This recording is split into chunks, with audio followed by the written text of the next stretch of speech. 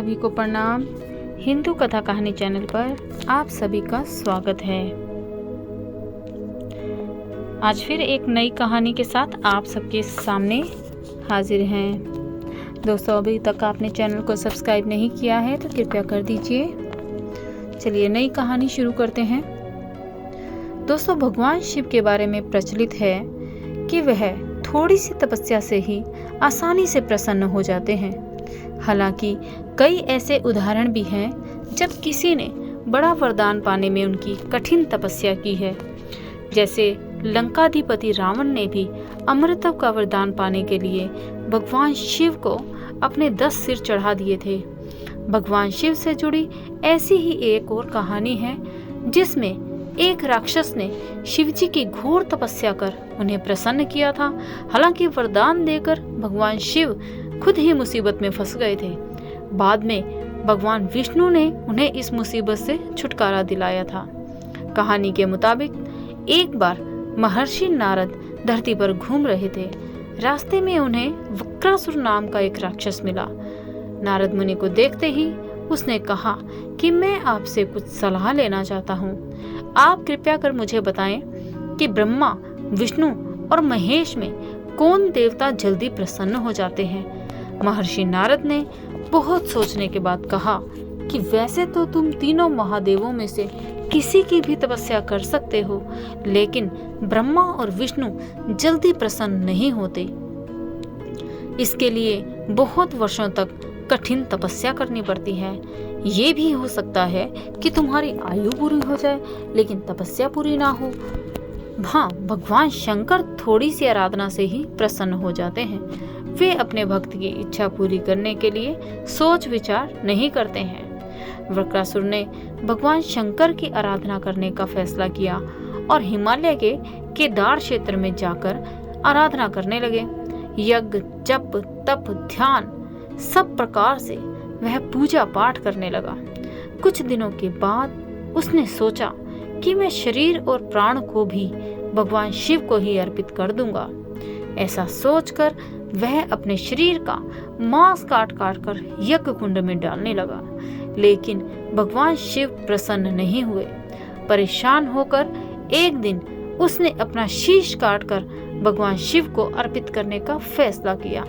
स्नान दान करके जैसे ही उसने खड़ंग उठाकर अपना शीश काटना चाहा कि भगवान शंकर प्रकट होकर बोले, बस करो, तुम्हारी तपस्या पूरी हुई, मैं तुम पर प्रसन्न हूँ, मांगो क्या वर मांगते हो। वक्रासुर हाथ जोड़कर बोले, आप मुझे वर दीजिए कि मैं जिस प्राणी के सिर पर हाथ रख दूं उसकी तुरंत मृत्यु हो जाए। शिवजी वक्रासुर की यह बात सुनकर चिंता में पड़ गए, लेकिन वरदान नहीं देने पर देव मर्यादा का उल्लंघन हो रहा था। शिवजी वक्रासुर से बोले कि तुम्हारी तपस्या व्यर्थ नहीं जाएगी। तुमने मुश्किल वरदान की कामना से तपस्या की थी, इसलिए तुम्हें वरदान भी जरूर मिलेगा। जाओ, जैसा वर चाहते हो वैसा ही मिलेगा। वरदान पाते ही वक्रासुर की आसुरी वृत्ति जाग गई। उसने कहा, हे प्रभु, आपका यह वरदान सत्य है या नहीं, मैं इसकी परीक्षा लेना चाहता हूँ। इसलिए सबसे पहले आपके सिर पर ही हाथ रखकर देखता हूँ कि इस वर में कितनी सत्यता है। क्या यह बात सत्य है? ये वरदान जो आपने मुझे दिया है यह कितना काम करता है, इसलिए मैं सबसे पहले आपके सर पर ही हाथ रखना चाहता हूँ। भगवान शंकर ने सोचा कि यह राक्षस कुछ नहीं सुनेगा, और जब वक्रासुर शिवजी के सर पर हाथ रखने के लिए आगे बढ़ा तो वह वहां से भागने लगे। इस पर वक्रासुर का क्रोध बढ़ गया। वह पीछा करते हुए चिल्लाया कि महर्षि नारद की तरह आपने भी मुझसे छल किया है। वरदान की परीक्षा से डरकर क्यों भाग रहे हैं? शिवजी भूमंडल छोड़कर देवलोक तक भागते रहे और वक्रासुर भी उनका पीछा करता रहा। अंत में भगवान शिव विष्णु लोक पहुंचे और विष्णु जी को अपनी परेशानी बताई। विष्णु जी ने हंसकर कहा, कुछ भी हो, आपके वरदान की सत्यता तो सिद्ध करनी ही होगी। भगवान विष्णु ने योग माया से एक वृद्ध तेजस्वी ब्रह्मचारी का रूप बनाया और वक्रासुर की ओर चल पड़े। भगवान विष्णु को जब वक्रासुर आता हुआ दिखाई दिया तो उन्होंने आगे बढ़कर उसे प्रणाम किया। उन्होंने कहा, वक्रासुर कि असुरराज कहाँ भागे जा रहे हो? लगता है आप बहुत थक गए हो। शरीर को थोड़ा आराम दीजिए। आप सब प्रकार से समर्थ हैं, फिर भी मेरे योग्य कोई काम हो तो बताइए। अक्सर लोग अपने मित्रों और सहायकों से ही अपने काम करवाते हैं। एक तेजस्वी ब्रह्मचारी की बात सुनकर वक्रासुर ने शिवजी के वरदान और उसकी परीक्षा की बात बताई। इस पर ब्रह्मचारी हंसा और कहा कि तुम किसके वरदान की परीक्षा लेना चाहते हो? शिवजी का अपना तो कोई घर है नहीं, वह खुद भूत प्रेतों के साथ घूमते रहते हैं, वह भला किसी को क्या देंगे? वर देने वाले तो ब्रह्मा और विष्णु ही हैं। विष्णु जी ने वक्रासुर से कहा कि तुम्हें वरदानी होना था तो ब्रह्मा या विष्णु की आराधना करनी चाहिए थी। शिव जी के पीछे बेकार दौड़ रहे हो। वरदान देने वाला तो खुद इतना शक्तिशाली होता है कि उसके वरदान का असर खुद उस पर नहीं हो सकता। उन्होंने तो तुम्हें झूठ मूठ का वरदान दिया है, तुम्हारी तपस्या बेकार चली गई। ब्रह्मा जी की बात सुनकर वक्रासुर निराश हुआ, उसका मनोबल टूट गया।